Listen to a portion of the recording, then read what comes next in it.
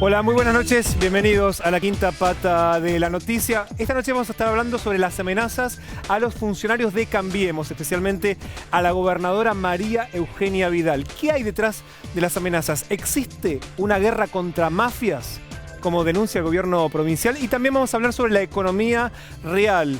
La manzana como un ejemplo de lo que pasa con la producción y también con el consumo, con el bolsillo de los argentinos. Hablando de las amenazas, hay una información de último momento, Santiago, ¿no? Así es, Damián. Hoy, hace un rato nomás, una nueva amenaza de bomba en la Casa Rosada a través del 911.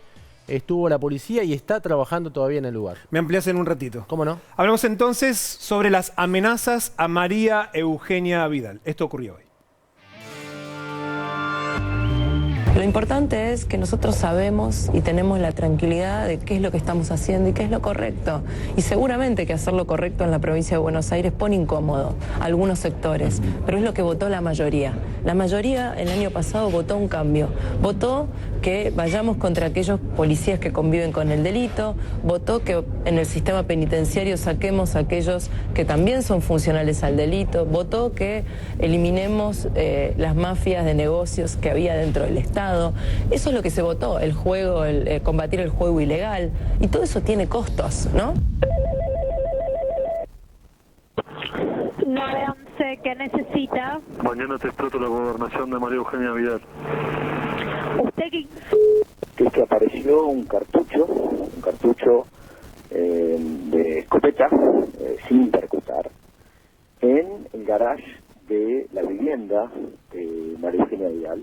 Uno de los vigiladores lo observó, no lo tocó.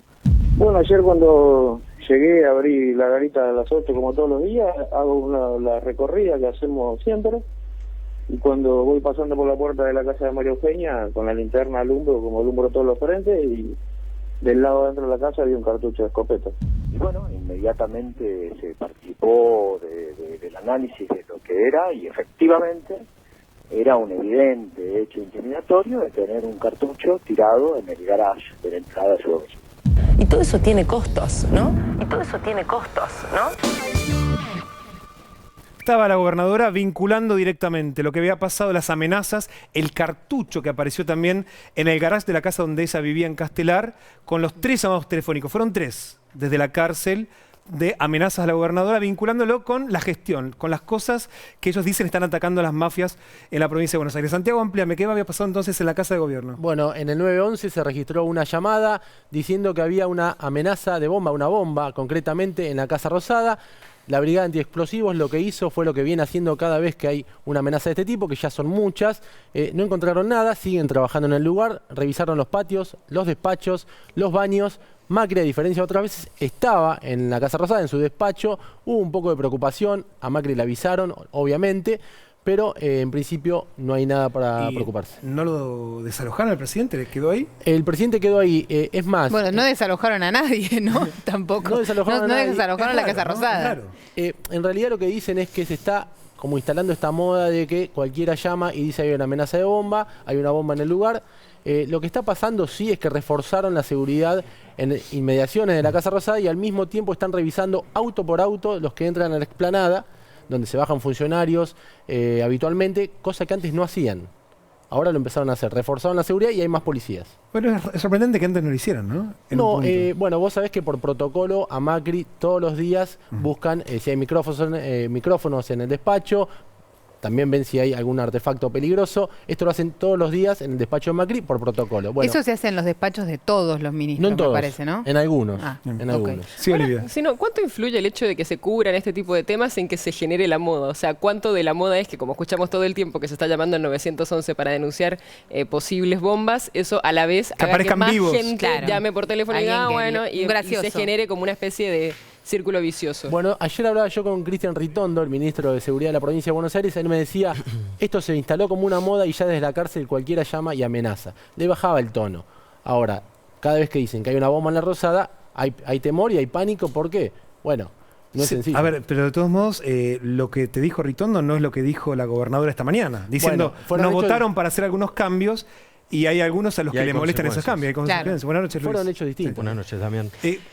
Sí, no, efectivamente, me parece que también esto tiene que ver con la disputa o el descontrol que hay en los servicios de inteligencia. Y ahí entramos con la supuesta denuncia, o la denuncia anónima en realidad, en el tema de las aduanas. Ahí está, si estas amenazas provienen de la fuerza de seguridad o de unos servicios de inteligencia que están descontrolados. Un ratito vamos a estar hablando de la aduana. Hoy hubo novedades importantes, ¿no? Desplazar más funcionarios. Así es, 4 funcionarios afuera. Sobre el tema de Vidal, de hecho, Mauricio Macri, el presidente de la Nación, esta mañana publicó un tuit diciendo precisamente que no lo iban a parar. Ahí está. Acompañamos a Mariu Vidal, la gobernadora, ¿no? El tuit de la gobernadora en su tarea de sacar adelante la provincia de Buenos Aires. No nos van a parar.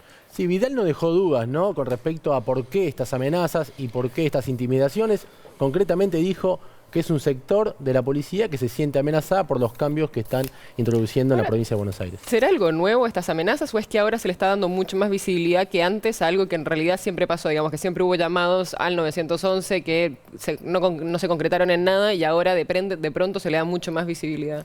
Vamos a ver un ratito, vamos a estar hablando con el ministro de Justicia de la provincia de Buenos Aires, le vamos a hacer esa pregunta. Si tiene que ver con la moda o que efectivamente puede haber otras cosas, lo que dicen, una reacción de la policía. Sí, también la verdad es que lo que tenemos que ver acá, Damián, es que hay más de una irregularidad, porque no está solamente la irregularidad de la amenaza, sino la de comprobar que esa amenaza sale de la cárcel y sale de alguien que usa un teléfono celular adentro de la cárcel, algo que también es una irregularidad, ¿no? Un preso, es obvio, no puede tener un celular y aunque parece que es moneda corriente, esto muestra que eso sucede. Sí, hay hechos distintos también, ¿no? Porque hubo hechos intimidatorios muy concretos en el caso de Federico Salvay, mano derecha de la gobernadora, ministro fuerte del gobierno de la provincia, que le entraron a su casa en La Plata, ¿no?, en la residencia.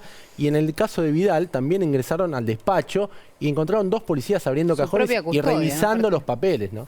Y el Ministerio de Salud, que balearon también el Ministerio de Salud de la provincia, que en su momento fue baleada la fachada. Claro, por eso digo, no es lo mismo lo que pasó en la casa en el despacho de Vidal y en la casa de Salvay que la llamada. Ya está, de hecho, con nosotros el ministro de Justicia de la provincia de Buenos Aires. Ministro Ferrari, ¿cómo le va? Buenas noches. ¿Qué tal? Buenas noches, ¿cómo les va? Tenemos varias preguntas para hacerle. De hecho, la primera que teníamos para hacer precisamente es si existe realmente una moda de amenazar o esto tiene que ver realmente con una reacción de algunos sectores que se resisten a algún cambio. Yo creo que hay que armonizar lo que ha ocurrido en estos últimos días con hechos que sucedieron en los meses pasados. Es decir, ustedes hicieron un relevamiento recién que no vale la pena repetir, que de alguna manera representa una reacción ante, yo creo, una de las más claras y firmes decisiones políticas que se ha tomado en los últimos tiempos, que es la de la gobernadora María Eugenia Vidal, de ir contra las mafias y contra la corrupción en la provincia de Buenos Aires, en diversos ámbitos de incumbencia. Es decir, no solamente se puede reducir esto a la fuerza de seguridad, sino también ha intervenido en el sistema penitenciario. Estamos anunciando una profunda reforma del sistema penitenciario, el juego clandestino, el sistema de salud, es decir, múltiples ámbitos en los cuales hay una decisión muy férrea y estratégica. Puede que también se den algunas circunstancias que no sean exactamente de esa naturaleza, pero bueno, más allá de algunos llamados identificados, el hecho de que aparezca un cartucho de una escopeta de caza en el garage de la gobernadora es una señal, de la casa en la que habitó la gobernadora, no es la que habita actualmente. Cuando se había producido temporariamente un traslado de la custodia que estaba a cargo de esa casa, es decir, evidentemente indica una decisión de dar un mensaje. O sea, ministro, para ustedes no hay ninguna duda, lo del cartucho se trató de una intimidación. Indudablemente, claramente no hay una situación en la que habitualmente uno encuentre cartuchos en su garage, o en su Porsche, o en su domicilio, o en algún lugar. Evidentemente hay una decisión de dar una señal que, bueno, se interpreta como las peores señales, porque la amenaza del día anterior desde la cárcel, que es la amenaza de volar la gobernación, y la amenaza del cartucho son ciertamente muy representativas de hechos violentos y que evidentemente, creo yo, reaccionan. En derecho nosotros hablamos de lo que son las conclusiones claras, precisas y concordantes, es decir, una cantidad de indicios que son muy claros, que no tienen otra significación, que son precisos porque claramente dan un único mensaje y que son concordantes. Bueno, todos estos hechos concuerdan como una reacción ante la decisión estratégica de María Eugenia. Santiago, sí. Ferrari, le quiero preguntar, ¿ustedes están tocando intereses que no tocaba la gestión Scioli, por eso ahora se dan amenazas y no antes? Yo creo que lo que está haciendo la gobernadora es avanzar sobre una cantidad de intereses que no se tocaron durante décadas. En el sistema penitenciario, por ejemplo, nosotros, bueno, mañana mismo damos a conocer un trabajo y una decisión que va a llevar 10 años de resolver. Pero esto porque hace décadas que no se avanza sobre el sistema penitenciario en la provincia de Buenos Aires, contribuyendo, por supuesto, también a la inseguridad y a la desidia con el estado en el cual se encuentra. Y lo mismo ha ocurrido también con el sistema de la Fuerza de Seguridad y con otras decisiones estratégicas que ha tomado. Luis. No, ministro, a mí me gustaría preguntarle cuál es el trabajo de inteligencia previa. ¿Se puede saber de dónde vienen estos llamados, de dónde vienen estas amenazas? ¿Y esto tiene que ver con algún tipo de interna en los servicios de inteligencia que están descontrolados? ¿De dónde viene? Como digo, puede ser de cualquier lado, ¿no? Porque efectivamente cuando, como digo, hay intereses millonarios que están siendo afectados, puede venir de cualquier lado. En verdad no se puede reducir entonces que es de servicio de inteligencia o de la policía solamente. En el caso de la identificación del llamado de la cárcel, bueno, hay una persona identificada, es en un pabellón de 50 personas, de un pabellón de autodisciplina, es un pabellón de aquellas personas que tienen una especie de control porque tienen una situación de buena conducta y tienen control sobre la situación del pabellón. Fue de un teléfono público, no de un celular, fue un teléfono público, que es un teléfono que está en el pabellón y con una tarjeta. Y se identificó una persona. Ahora hay que ver si efectivamente es esa persona, porque los mismos internos lo identificaron y otros testimonios que se obtuvieron. Y luego hay que ver si esa persona obró sola o obró condicionada por alguna indicación de que tenía que dar este mensaje. Efectivamente, algunos pueden sugerir que estos cambios en el sistema penitenciario, con cantidad de personas que también están siendo desplazados o intereses que están siendo afectados, probablemente lo pudieron motivar. Y en el caso del cartucho no hay, por ahora, un indicio muy claro. Se va a revisar todo lo que exista. Es muy difícil de establecer quién pudo haber sido. Olivia. Sí, quería preguntarle al ministro si hubo un cambio de actitud dentro del gobierno frente a estas amenazas. En los primeros casos parecía que el gobierno le bajaba un poco más el perfil a estos temas. Ahora parecería que salen más fuertemente a comunicarlo y a hablar sobre esto, ¿no? El cambio de perfil es para profundizar la decisión. Es precisamente cada vez más firme. Esto no amedrenta y la gobernadora, además de resolver no reforzar su seguridad, que nos lo hizo saber a todos inmediatamente, ha mantenido su agenda y nos ha ordenado a todo el equipo seguir trabajando en todos los temas que nosotros estamos trabajando. Esto es una decisión muy concreta, muy firme. Como digo, si hubo una reacción o un cambio es precisamente de duplicar la apuesta y de seguir trabajando. En cuanto a poner en conocimiento de la ciudadanía y de la justicia estos hechos, es lo que corresponde. En verdad, si hay llamadas que incluso no tienen una certidumbre o puedan ser, primero están todas las llamadas identificadas, todos los teléfonos identificados, todos los teléfonos puestos en consideración y en disposición de la justicia, y se va a ir con la justicia hasta las últimas consecuencias. Porque también es verdad que si hay algunas personas que se suman a este tipo de acciones y entienden que es muy gracioso y que es muy divertido hacer algún tipo de amenazas, efectivamente hay que avanzar con el poder del Estado para evitar que en el futuro se puedan dar. Ministro, le queríamos pedir, ¿puede precisar alguno de los anuncios que va a hacer mañana sobre la reforma en el servicio penitenciario bonaerense y cuáles serían eventualmente las mafias que ustedes querrían desarmar?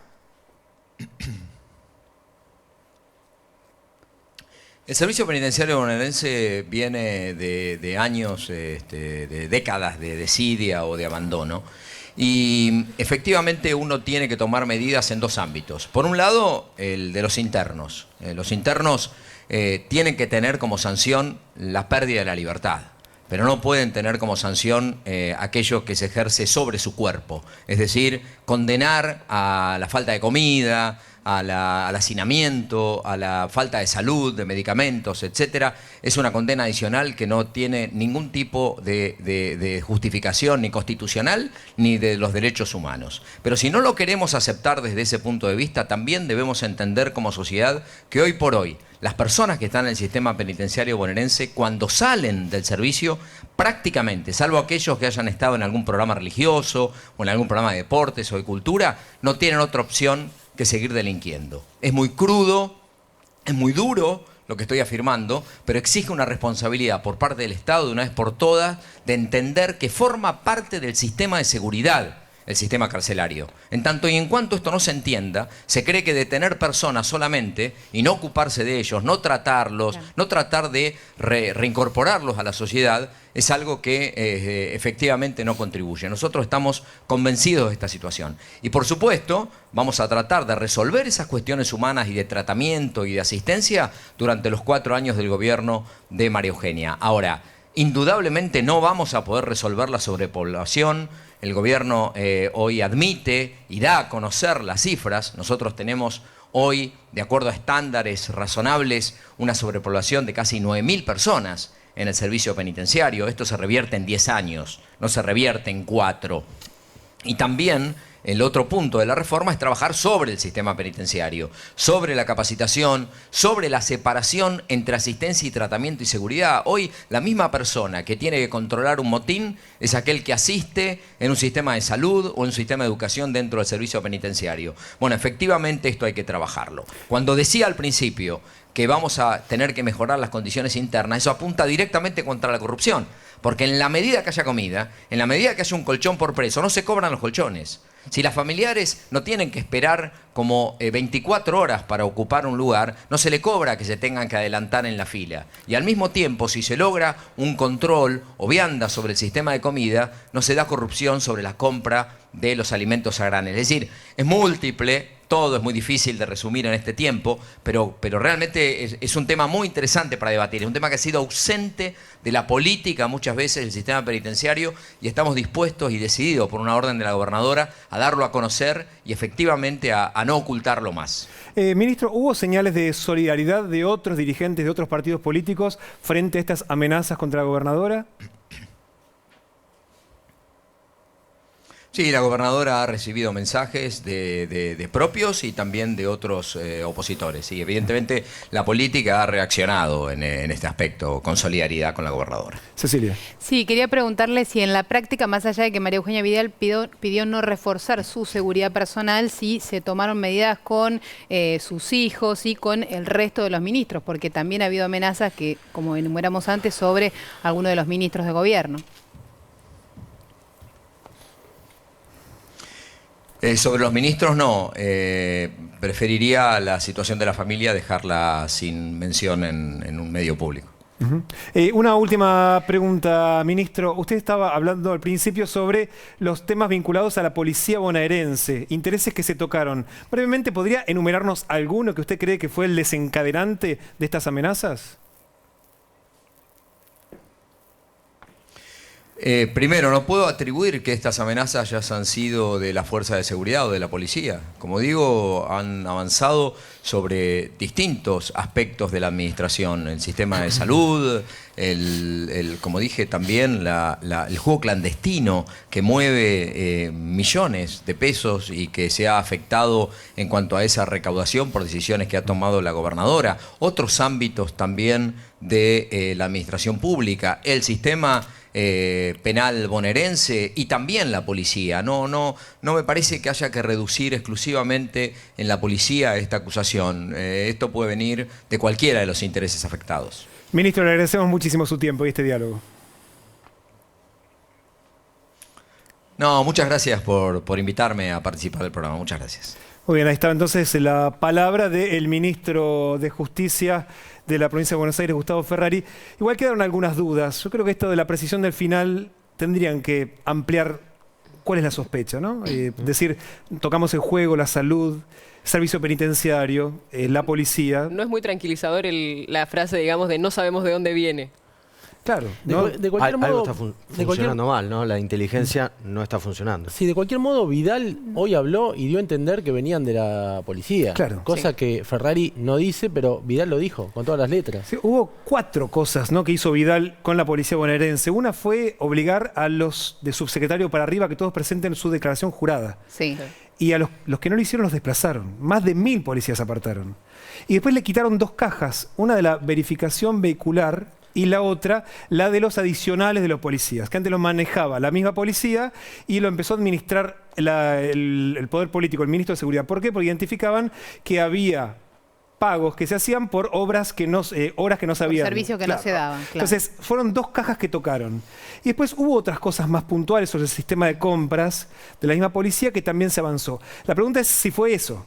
Y si pueden identificar, es muy claro, quiénes son las víctimas de esas cajas. Del tema de los vehículos, el 50% de los autos se registraba, la mitad de los autos era falso. O sea, se registraba el 100% más de lo que aparecía. Y por otra parte, ahí era una caja que manejaba el titular de la policía, Pablo Bresi, que en su momento estuvo tecleando, pero por ahora lo mantiene en el cargo. Estuvo tecleando justamente porque Elisa Carrió fue muy dura contra él, y de esto se habló la semana pasada en la casa justamente de María Eugenia Vidal, que le invitó a comer a Carrió y le volvió a pedir pruebas concretas sobre Bresi. Bueno, esto finalmente por ahora no se sabe si hay pruebas exactas o tan categóricas, porque Vidal se las pidió a Carrió y lo sigue defendiendo, ¿no? Pero hay otras acusaciones sobre Bresi, tiene 2 denuncias por violencia de género que también son bastante graves, de 2 exparejas que dicen que fue violento con ellas, con lo cual no es solamente la cuestión de si es que hay una mafia detrás o si es que él tiene algún caso de corrupción, sino además si es una persona ejemplar para tener al cargo de la policía. Igual es interesante lo que anticipaba por lo menos Ferrari esta noche, que mañana se va a anunciar una reforma integral del servicio penitenciario bonaerense, y hay que ver todos modos hasta qué punto afecta o no intereses de las mafias que uno sabe que existen en el servicio penitenciario, y hasta dónde van a avanzar, ¿no? Esa es una pregunta que mañana empezará a conocerse entonces sobre cuáles son esas mafias, los intereses que van a tocar mañana. Bueno, Ferrari habló de una superpoblación de 9000 presos y dijo que va a llevar 10 años resolver este tema. Sí. 10 años. Hoy el servicio penitenciario está en emergencia, como lo ha estado durante casi los últimos 10 años. Cada vez que un gobierno asume, una de las primeras cosas que hace es declarar la emergencia penitenciaria en la provincia de Buenos Aires, porque el Estado siempre es crítico. A pesar de todas esas emergencias que se declararon, hasta ahora nunca mejoró estructuralmente. Veremos si ahora con estas reformas que se anuncian será el caso. Ahora, hay 2 cuestiones humanitarias que también mencionó. Que hay problemas que no hay comida y que no tienen colchones. No, la comida es incomible. A ver, hablando con cualquiera que está en la cárcel, muchos les traen, los familiares les llevan la comida porque no la pueden comer. Es incomible, y además hay un negocio con el tema de la comida siempre. No, y además hay esta cosa que uno conoce después de pequeños episodios o demás, que sabe que todo requiere peaje, ¿no? Claro. Si alguien quiere dormir en condiciones dignas, tiene que tener dinero, la familia tiene que acercarle dinero, tiene que pagar, la familia tiene que llevarle comida, para que consiga algún nivel de dignidad más del que ofrece el servicio. Totalmente. Y esa sobrepoblación, además de las cárceles, viene de que la provincia de Buenos Aires aumentó la cantidad de presos de manera mucho mayor que en el resto del país. Estuvo muy por encima del promedio. Hubo una política de encarcelar personas que no se dio en el resto del país y fue muy fuerte, sobre todo en los últimos 5 o 6 años. Muy bien, vamos a volver con este tema. Y el tema de las amenazas, que hoy, bueno, recién lo anticipaba Santiago, no terminó el tema de Vidal. Hubo también en la Casa Rosada, y eso hay que ver si es la moda o tiene que ver efectivamente con que hay una avanzada contra el gobierno de Cambiemos. Pero en el gobierno nacional han tomado medidas, ¿no? Bueno, esta decisión de blindar el auto de Macri, de modificar cuestiones de seguridad en la Casa Rosada, que Vidal dice que no quiere hacer.